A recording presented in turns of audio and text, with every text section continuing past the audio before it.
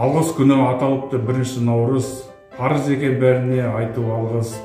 Өмір берген, жан берген, қуат берген, Аллахыма айтамын мен шексіз алғыс. Әріптестер, жұмыста бірге жүрген, ебін тауып арасында ойнап күлген, ұстаз деген ұлық атқа лайық жандар, алғысымды жаудырдым сіздерге мен.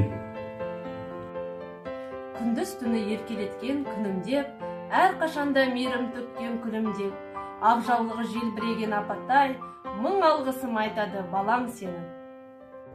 Көз ілмей түн ұйқысын төрт бөлген, өзіңдей асыл жанды күн көрген, алғысым шексіз саған жаным анам, әрқашан тілеуіңді тілеп жүрген. Балаларым бақыттым да байлығым, сендерде бар, ұмыт болар қайғым. Алғыс айтып жаратқаннан тілеймін, жүректерім көрмесе екен қайғым.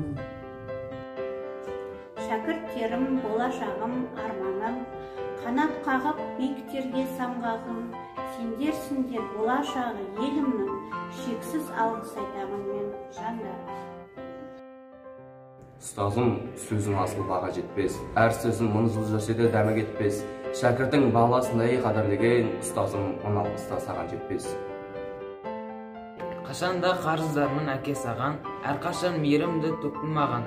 Жүректің арнап ыстық махаббатын, әкетай шексіз алғыс айттым саған.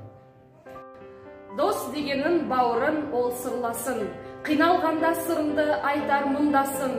Шын достыққа тең келмейді ештеңе, алғыс айтып достық жыры жырлансын.